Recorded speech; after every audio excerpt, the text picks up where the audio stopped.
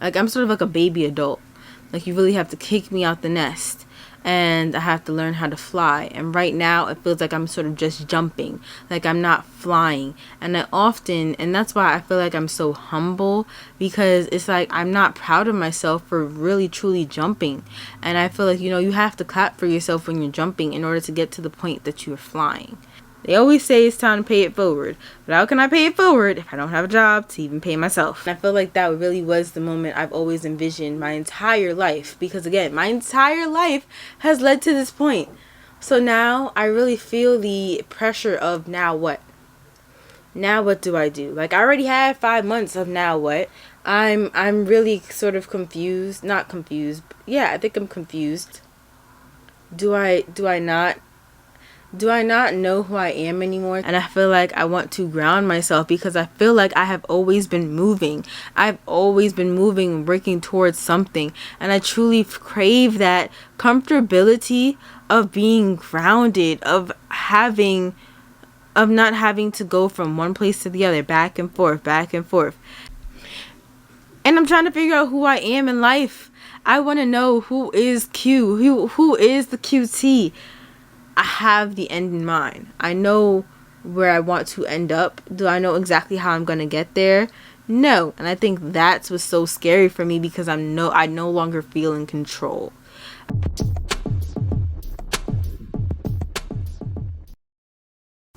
Hey guys, what is up? It is your girl, the QT. I know I don't sound the most lively, but I guess you could call this a post-grad chit-chat. Like, how do I feel 5 months or 6 months after I have graduated? In a hotel room, I literally just walked across the stage for, the makeshift, or like the I'm sorry graduation that we had, to celebrate 2021, 2020, May 2020, August 2020, and December 2020 grads. So if you graduated in August or December 2020, they grouped you in with the 2021 grads. So you had your commencement or your walk across the stage today with 2021 grads. If you had graduated in May, you had your own nice and special graduation, but just strictly for 2020 grads.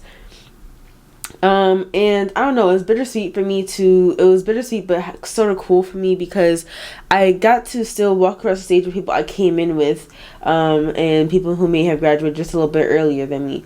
But it just felt like I didn't really have a support system, a support team. It felt like my friends weren't there, which a lot of them weren't, because a lot of my friends that did graduate were the class of 2020 May.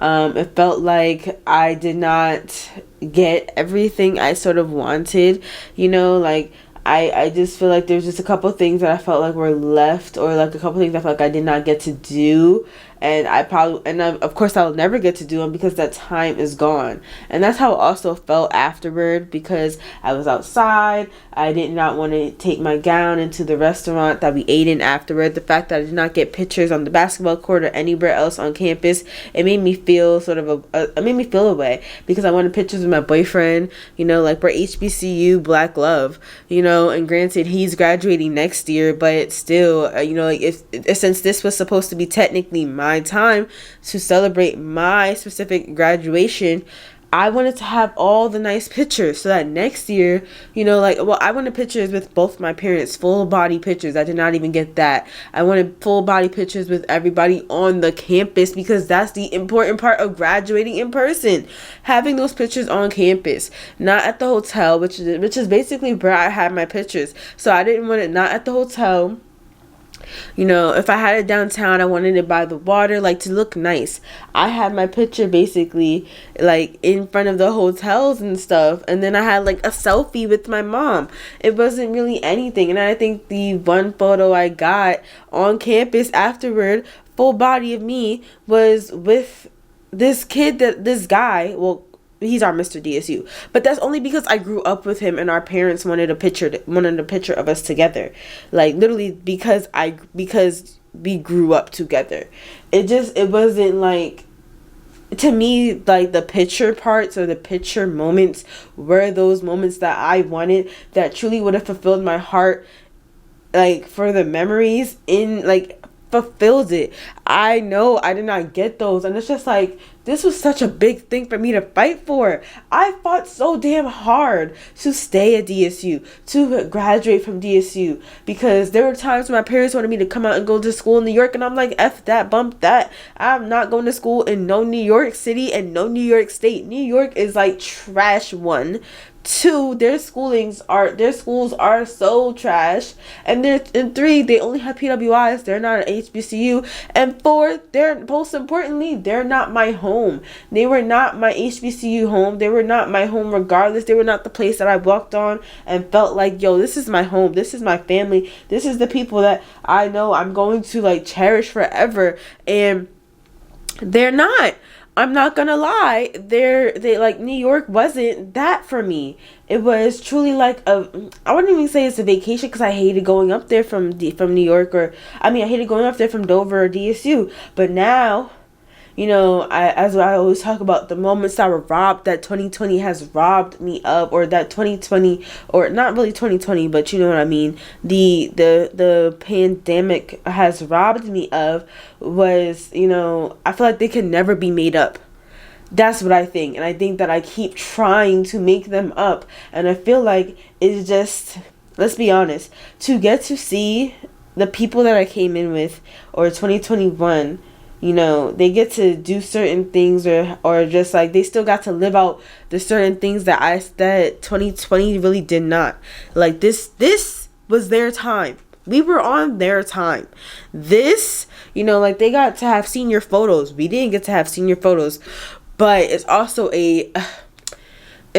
just, for me, like I said, it's just so bittersweet, because I just feel like the moments that I have been dreaming of my entire life. I always dreamed of my college graduation, and yeah, like my college graduation and maybe law school graduation. And now it just feels like, again, I got what I wanted, but for me, I don't know, it just feels like there was, like, it's not enough. Like, there was something missing. Like, there was support missing.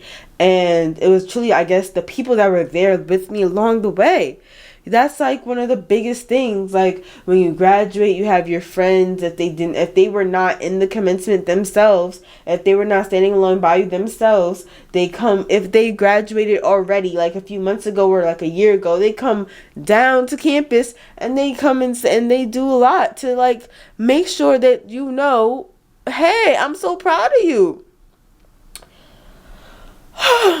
But then I wanted, like I said, I wanted pictures of my boyfriend. I wanted pictures of my parents, because my parents are never in the same room or like in the same place altogether. Literally, I feel like the time that I have saw my parents happy for me and together and like excited and in one room where like it was not a huge fight, was college. I don't think that I really had to hear my parents bicker or go back and forth about the past, or, you know, or just like have turmoil. Like, their turmoil, when they got together, their turmoil was truly thrown out the window throughout my college years, which was a freaking miracle. Like, what? A freaking miracle. This never had, I don't think I had witnessed this in my life, in my 18 years of life, before. Well, maybe I had, maybe for like high school and my 18th birthday, but I would say before 18, I don't think I truly witnessed their union without turmoil, or their union without like bickering, or just like without the tension, until I was 18, and it flourished, and that energy flourished while I was in college. And I feel like the moment, like a full body picture moment on campus, would have been like it would have been it would have like truly solidified the memory. Okay, so let's finish this in the bathroom, because my mom came in. But I don't know, it just feels like I went through the 5 stages of grief, because, and it feels like I'm sort of starting them all over. Or am I in a different state of grief? Am I? I don't remember depression ever being a part of the 5 stages of grief, but I feel it. mean, why is this supposed to be a glorious day? It's supposed to be a day I'm celebrated in. I just feel like I have the job of making sure everybody's okay. Gratefully, everything went off without a hitch. Everybody was okay, but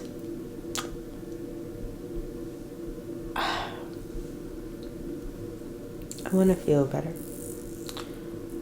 What is up, you guys? So I'm home now, and I just wanted to come on here and sort of continue what I was saying beforehand. So I just was saying that, okay, you know what, I think I wanted to read you guys excerpts from a book I was reading, but it just felt really real. You know, like, I don't think everything felt real. Like, I knew I was graduated beforehand. Okay, so I knew I was graduated beforehand, but, like, you know, months ago in December. But to finally really truly be graduated, walk across the stage, like, there's nothing more that I can get from this university other than to give back to this university. And it truly is a chapter of my life being closed. And I realized I don't know what the heck is supposed to happen next. I know I'm winging it, and I know a lot of people are truly winging it. I know there's people who have it planned for life, and I feel like my entire life to this moment, to walking across the stage, has led to truly walking across that stage. So, you know, I may not be at somebody else's or at what I thought would be my step 100, you know, or my page 100 is truly my page 75. And I feel like I kept beating myself up for that. And I shouldn't. I mean, I made a real accomplishment, and in my mind, in my head, I did not make a real accomplishment.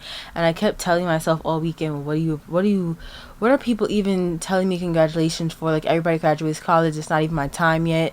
Or no, it's like past my time. Like, I kept trying to focus and dwell on me graduating 5 months ago, instead of just being happy that I got to walk across the stage and, like, saying thank you for congratulating. Not like I did not accept the thanks, but in my head I just kind of reminded myself, you graduated already.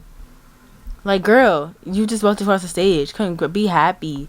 And you know, the other part of it was, I just was focused on everybody else's happiness that day. I was focused on my parents' happiness. And it's so funny that my therapist had told me, she had told me a few days earlier, she told me to try and realize or figure out, what will I want?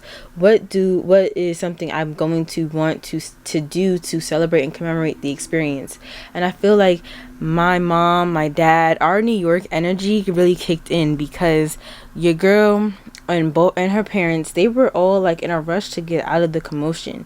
And most of the time as New Yorkers, we're always in a rush to get out of the commotion instead of just enjoying and staying in the commotion.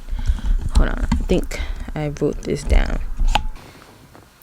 Okay, so I want to read you guys an excerpt from my journal that day. So hold on. But basically, as a native New Yorker, we are so used to just, you know, if something's going on, good or bad, like, all right, boom, it happened. Let's go. We got to get home. We got to get out of this commotion. It's a crowd. Crowds are like a no-no for New Yorkers, especially native New Yorkers. It's like, okay, if it's a crowd, you run away, you may do your best to get out of it sometimes, or most of the time. And I feel like me and my parents, we did our best to leave the commotion. Meanwhile, I wanted to stay. I wanted to have pictures. I wanted to be in the moment. And I felt like I felt like my parents, like I aided my parents in the escapism of the moment that was supposed to be all about me.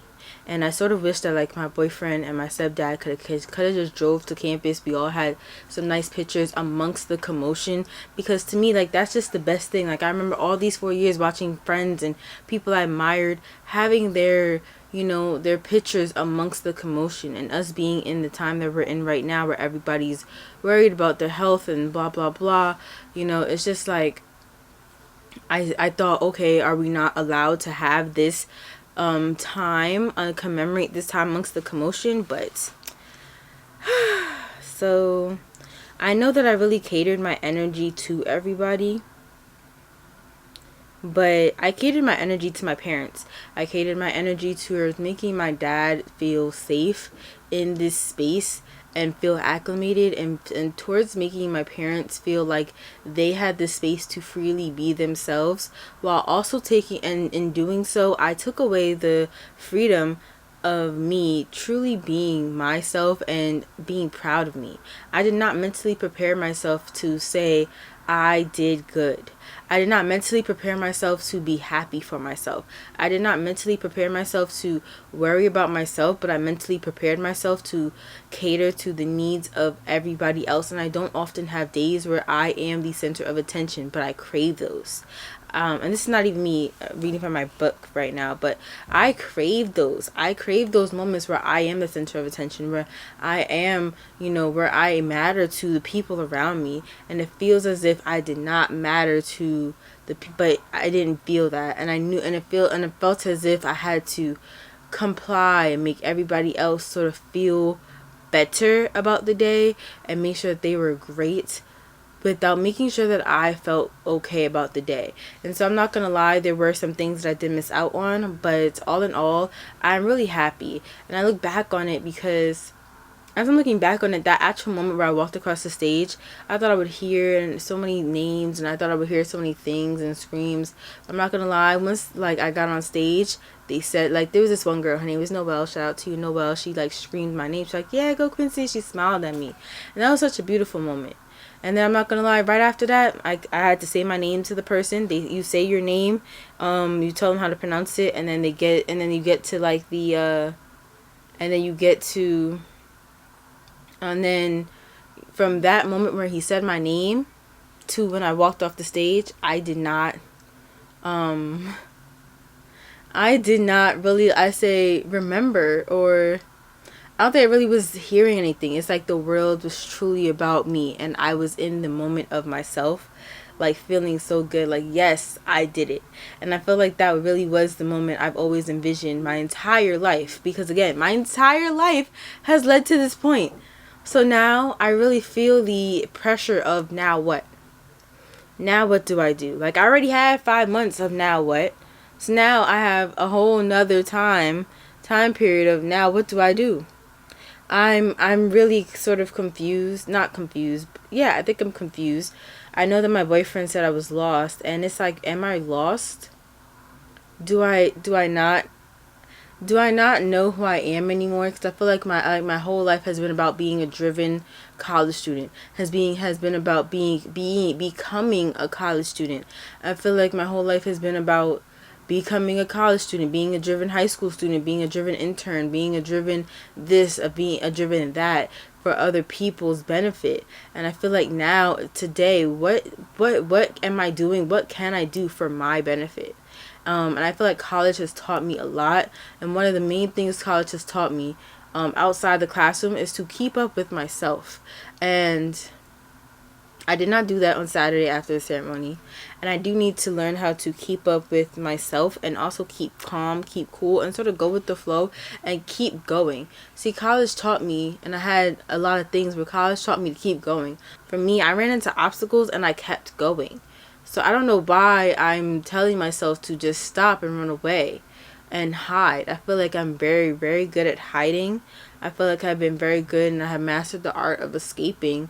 And that's one of the reasons I never wanted to come back to New York. Because I feel like for me, New York has taught me and encourages my escapism, my tendencies, my defense mechanism of escaping. And I am trying to get over that. I am doing my best. Okay, here. This is something that I had wrote, I think, on our car ride up. I wrote, I feel so behind and unfulfilled in life. Literally, all I wanted was for my blended family to take full body pics amongst the commotion, amongst everything, everyone else in the background on the campus. My dad escaped to his car soon as my name was done, and he didn't take pics with me, not on campus. Why? Because he escaped so quickly he couldn't be present in the moment. I think that is another reason for my mindset towards New York. We as natives always try to escape. the commotion to then later look back and realize that the commotion and to be amongst it is very beautiful. I think that's me. Like, not that I should compare, but NYC is me. Commotion.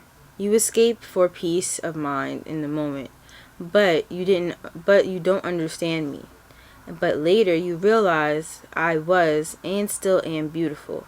But by the time you realize I was beautiful, changes have been made to the moment you want to recreate. And you no longer wish to recreate the moment. I am the mindset of a native New Yorker. I was happy that in the moment I got to smile at my dean and walk across the stage. Literally, it felt all about me for the moment that I was on that stage. It didn't feel like anything I didn't want to, but everything I did want to. I felt like for the last couple months, that moment made it official. And it kind of did. But no matter what, I already had my degree. Now it really is official. It's also an accomplishment I need to start acknowledging more and feeling more. I'm a motherfucking college graduate. But being one does not make me better than anyone. I am not better than anyone because of it. Just proud of myself for accomplishing. That's the other thing too, y'all. I feel like also I often try and demean myself, or my mom calls it being humble, but I try to demean myself to make other people feel better. I feel like for the privileges and things that I have done in life, or the things that I have been afforded in life, just because of my parents' hard work, I often feel like for the things that my parents have been able to afford me, and the privileges and the love that they have given me over the past years, or just raising me and their efforts raising me, that I have often had to or felt the need to apologize to make other people feel better. A lot of times people would try and make me feel like I was the bad guy because my parents have been able to do certain things, or because they showed their love for me a certain way. Oh, your parent picks you up from school, your parent has a nice car. My parent has a nice car. My dad having a nice car is bad. It's my fault. He shouldn't have a nice car, or because he has a nice car, I'm bougie and I need to apologize for what my parents have, or my parents already having degrees before I was born, or my dad working for his master's while I was, in middle school.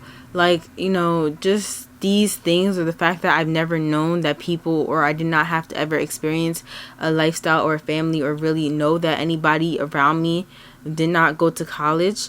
For the most part, my circle went to college, especially my family. I always felt like I had to apologize for what I had, and never could just truly be the person that I was. It's not like I rubbed it in anybody's face, and like I said, it does not make me better than anybody. I just felt like I always had to apologize because that's what people made me feel like. They would make me feel like, oh, I was doing something wrong, but truly I was just being myself. And yeah, it just feels like, well, now I officially feel done. There was a point after the ceremony where my dad is just like, well, you're officially on your own now. And that's what I had talked about in the QT talk that I had filmed. But my computer would not let me edit, or my computer lost the audio for it. But I feel my dad said after the ceremony, and he told me that he thinks of me as a grown adult right now. And it's just like, to me, I still feel like I was a kid. I was a kid, or I still am a kid. Like I'm sort of like a baby adult. Like, you really have to kick me out the nest, and I have to learn how to fly. And right now it feels like I'm sort of just jumping, like I'm not flying. And that's why I feel like I'm so humble, because it's like I'm not proud of myself for really truly jumping. And I feel like, you have to clap for yourself when you're jumping in order to get to the point that you're flying.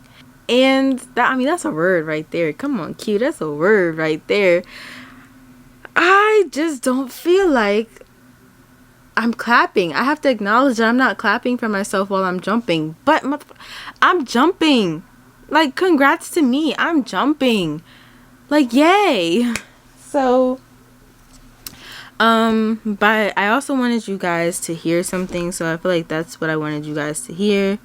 Yeah, that's what I wanted you guys to hear from my journal. But the next thing I wanted to share with you guys is something that I underlined in this book. I have been reading this book, and I remember I kept getting stuck until after the ceremony.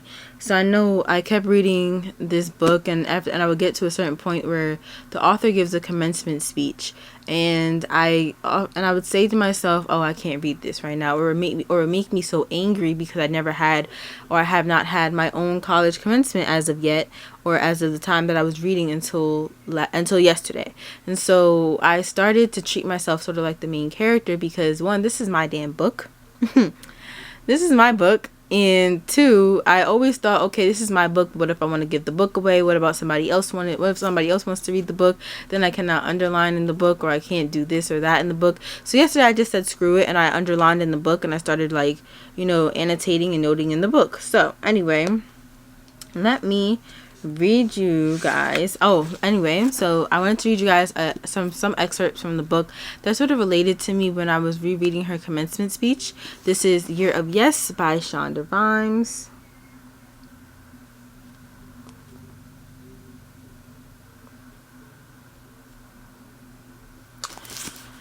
So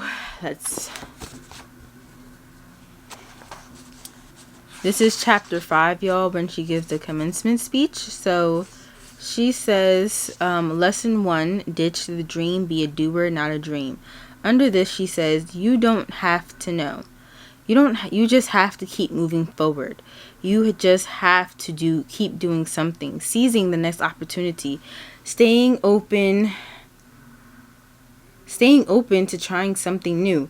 It doesn't have to fit your vision of the perfect job or the perfect life. Perfect is boring, and dreams are not real. Just do you. Just do. Just do you. And then she goes on to say, you think, I wish I could travel. So you sell your crappy car and buy a ticket and go to Bangkok. Right now, have a job, get one, any job. Don't sit at home waiting for the magical dream opportunity. Here's another thing I underlined. Who are you? Prince William, get a job, work, do until you can do something else. Do y'all hear that? Do until you can do something else. And I feel like this is something that my dad has tried to tell me as he pushed me out the nest. It's just like, I give up your self-worth, or don't devalue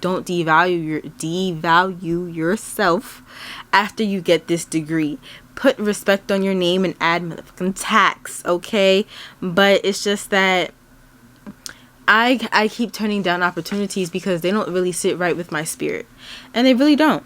But I feel like now I'm open to certain opportunities because now I'm open to doing things. I have realized that, one of the fears that I had coming back to New York was being so complacent, because as a native New Yorker, we don't feel the same energy. I feel like people who work to stay in New York.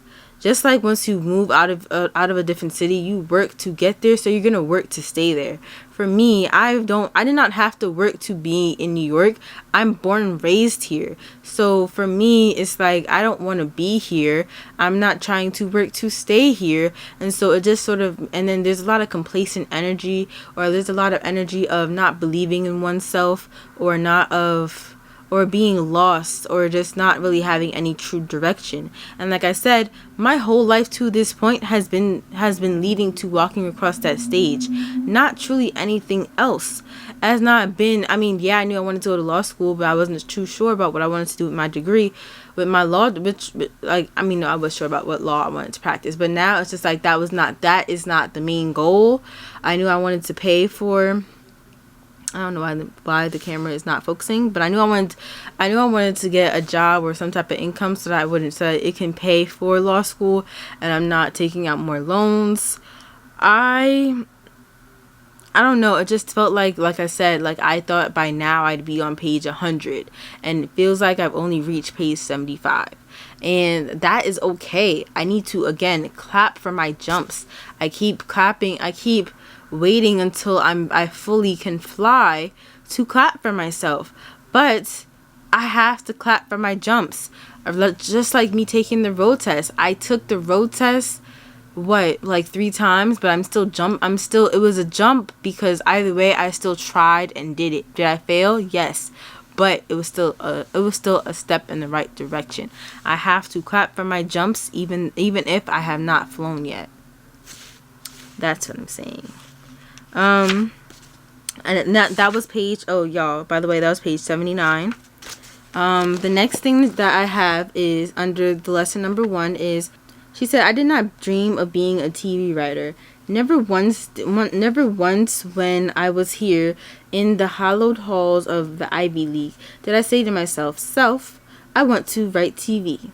You know what I wanted to be? I wanted to be Nobel Prize winning author Toni Morrison. That was my dream. I blue skied it like crazy. I dreamed, and while I was dreaming, I was living in my sister's basement. Dreamers often end up living in the basement of relatives. FYI. Anyway, I was in that basement. I was dreaming. I was there in that basement. I was dreaming of being Nobel Prize winning author Toni Morrison. Guess what? I couldn't be Nobel Prize winning author Toni Morrison because Toni Morrison had already had that job and she wasn't interested in giving it up. One day, I was sitting in that basement and I read an article in the New York Times that said it was harder to get into USC Film School than it was to get into Harvard Law School. I could dream about being Toni Morrison, or I could do. At film school, I discovered an entirely new way of telling stories, a way that suited me, and a way that brought me joy, a way that flipped this switch in my brain and changed the way I saw the world. Years later, I had dinner with Toni Morrison. All she wanted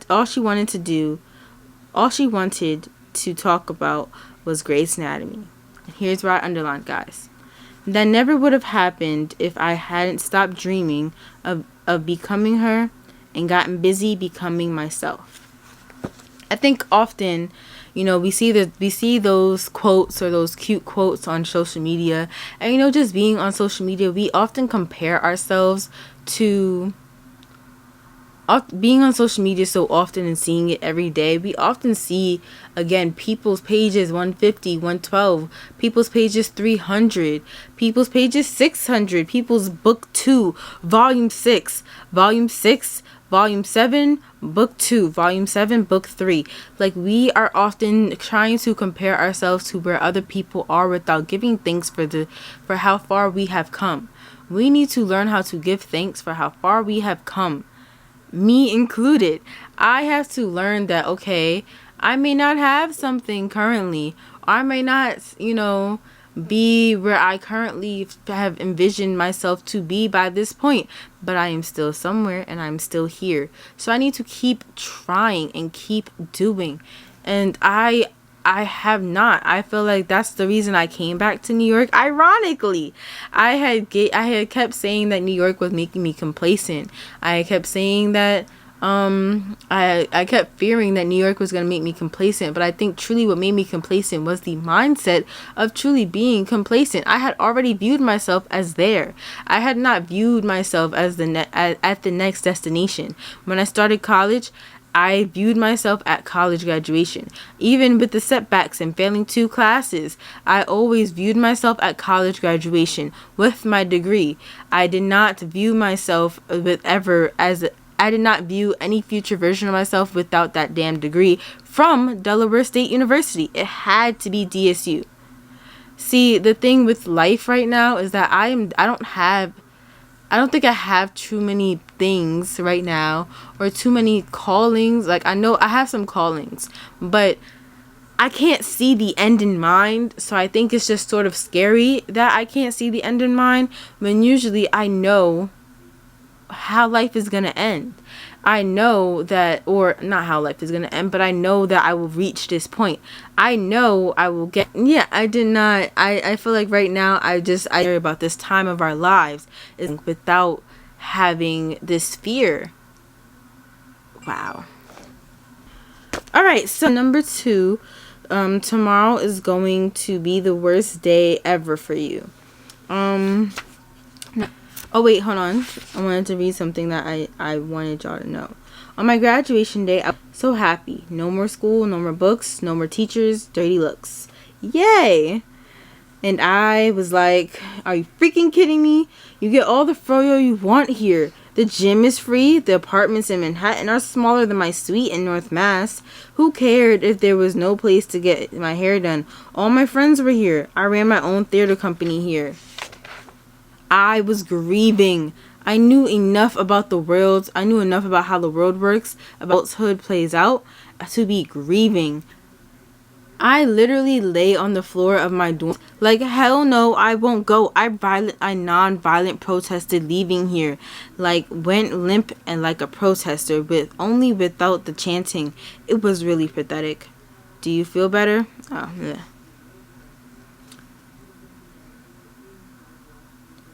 She said, if none of you lie face down on a dirty hardwood floor and cry today while your mommy packs up your dorm room, you are already starting your careers out ahead of me. You are winning. But here's the thing. The thing I really felt like I knew. The world sucks and it is scary. Here's what I underlined and I said, this is how I feel. College is awesome. You're special here. You're in the Ivy League. For me, it was HBCU. You are at the pinnacle of your life's goals at this point. Your entire life up until now has been about getting into a great college and graduating from that college. And now, today, you have done it. Yay! The moment you get out of college, you think you are going to take the world by storm. All doors will be open to you. It's going to be laughter, diamonds, and soirees left and right. What really happens is that to the rest of the world, you are now the bottom of the heap. Maybe an intern, possibly a low-paid assistant, at best. And it is awful. The real world, it sucked so badly for me. I felt like a loser all the time. And more than a loser, I felt lost. Which brings me to clarify lesson number 2. Tomorrow is going to be the worst day ever for you. But don't be an a-hole. Here's the thing. It is hard out there. But hard is relative. So, that is basically what I was trying to say about everything. This probably is going to be so long. But,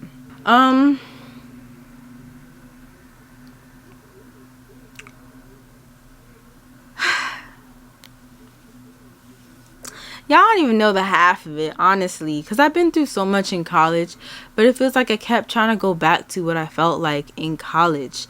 And also, I have been out for 5 months, so I've already felt lost for 5 months, y'all.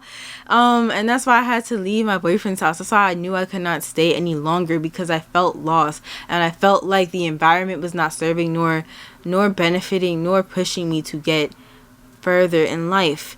And not saying that his people weren't, just saying the environment wasn't, and the fact that I had other goals, like, getting my license. I'd have to start all over there. I only had a small window, or have a small window to get my license before my birthday. Like, literally my birthday is in 19 days at this point, and I have to get a license, and my permit expires by then. So if I don't get my license on Wednesday, I have to try again, and I have a couple days, like 19 days, to get this license.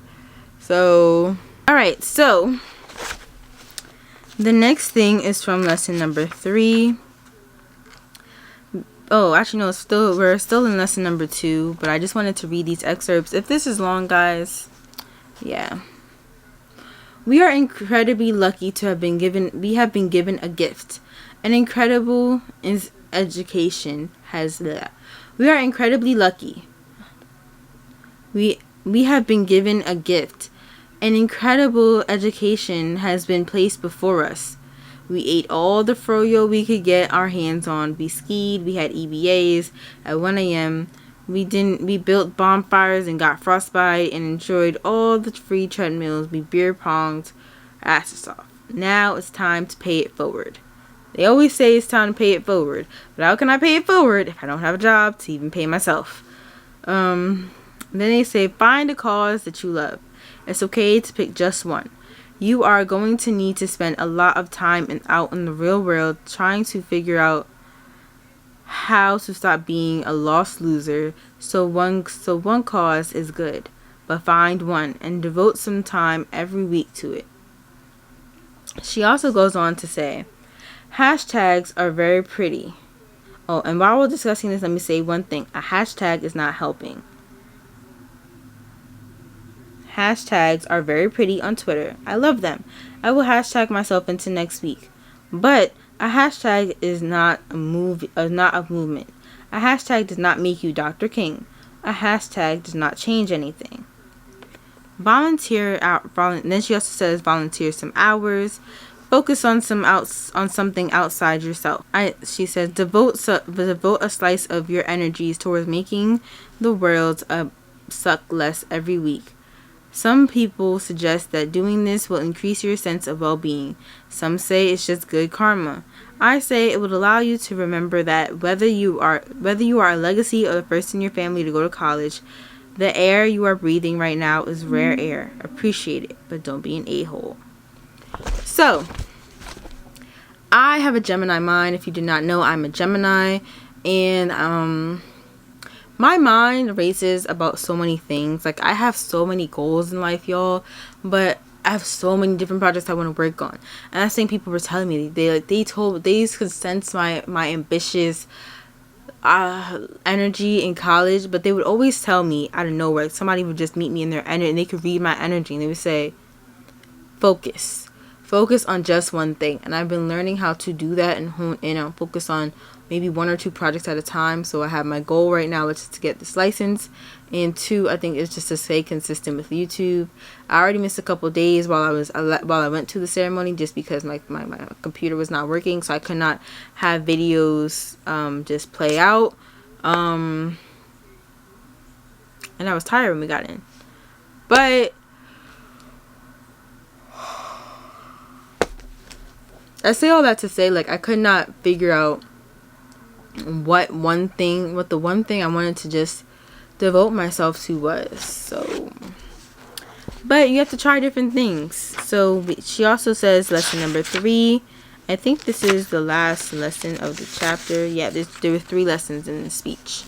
So on page 86, she also says, whenever you see me somewhere succeeding in one area of my life, that almost certainly means that I am failing in another area of my life. The next thing that she says, so lesson number 3 is that anyone who tells you they are doing it all perfectly is a liar. Then she says, it can be scary to graduate. It's so true. That every day you can feel like you might be failing at work or failing at your home life. The real world is hard. And yet you can still wake up every morning and go, I absolutely love my life. I would not trade it for anyone else's life ever. You can still wake up one day and find yourself living a life you never even imagined dreaming of. My dreams did not come true, but I worked really hard and I ended up building an empire out of my imagination. So my dreams can suck it. And then she ends this chapter saying, who you are today, that's who you are. Be brave, be amazing, be worthy. And every single time you get the chance, stand up in front of people. Let them see you. Speak, be heard. Go ahead. Oh, she says, watch everything move in slow motion. So what? You what? This is the only lesson you'll ever need to know. You take it in. You breathe in, you breathe this rare air, you feel alive. You are yourself. You are truly finally always yours. You are truly finally always yourself. Thank you. Good luck. So that really spoke to me, because I feel like now I have to create a new me. I have to create new goals. I have to create basically a new Q. And that's the scary part, and I think that's what all these post-grad talks have been about. This probably should be the final post-grad talk, because I need to just stop living in this post-grad world, or stop living and thinking that I'm post-grad and living in this stage of being post-grad. Yeah, these are moments post-grad, but look, like, bro, this is life, and I'm trying to figure out who I am and focus. And I'm trying to figure out who I am in life. I want to know who is Q, who is the QT. And I feel like I truly cannot honestly answer that. I feel like I can answer that, but I'm building things that I want to ground myself on. I'm questioning, which I always have questioned the lessons that my parents would try to teach me. But I'm questioning the things that I'm learning, and I'm learning the ways in which the parents have, in which the flawed relationship of my parents that always had when I was growing up has affected me. I am learning the ways in which I have been traumatized or just emotionally scarred, mentally and emotionally. I may not have been emotionally scarred physically or abused, but I'm learning the ways in which I have been emotionally and mentally abused and how to heal from that. I'm healing from a childhood, but I'm also trying to figure out, okay, as I heal from this childhood, what will I ground myself on? I know I'm an air sign, like, heavy, but I'm like my chart really truly reads air sign heavy, but a lot of times being an air sign, I feel like I don't really get to come down to the ground like a balloon. Once the balloon is in the air, you cannot really get that balloon to come down. And I feel like I want to ground myself, because I feel like I have always been moving. I've always been moving, working towards something. And I truly crave that comfortability of being grounded, of not having to go from one place to the other, back and forth. And so I'm excited for the next chapter of life, but I'm also sort of scared, as she touches on. It is scary to be a graduate, but I am proud of myself that I am a graduate. And if your plans changed from the moment that you started school to the moment that you graduated, that's fine. Go with the change, feel the flow. And just just make sure it feels right in your spirit. And I'm not gonna lie, I don't regret anything I have done to this day so far. I don't regret, my post-grad journey so far, because I realized I had to heal from certain things. I had to process, I had to acknowledge, and I'm glad I was able to have the privilege to process and acknowledge, that I really am a graduate. I'm glad that I was able to have the process and time to acknowledge a lot of different things. And I feel like now it's time to keep doing. It's time to keep going. I almost lost sight for a second, but it's time to keep going. As Shonda said, just keep going, keep doing. And, as I said, if it feels right in your spirit, I'm going to do it. And so I have a couple things that I'm going to keep working on and doing that feel right in my spirit, or that I know could help me get out of certain situations. But I have the end in mind. I know where I want to end up. Do I know exactly how I'm going to get there? No. And I think that's what's so scary for me, because I no longer feel in control. I feel like you can always control your situations if you know what to do. I don't know what to do. I don't feel in control, but I'm excited, but also scared. But I guess these are all feelings of the journey of life and this stage. Yeah. So thank you guys for listening and hearing me. You guys, if you guys want to tag me on Instagram if you watch this, and I want you to comment Fin, Fin. If you made it to this point. Thank you guys for watching, and I hope this was helpful or inspiring to you. And I shall see you guys in my next video, and college vlogs dropping real soon. Look out for them. Bye. Oh wait, let me try and say I want to practice learning French again. So let me say bye in French. I think it's au revoir. Au revoir. Adios. Au revoir. Bye. See you in the next video.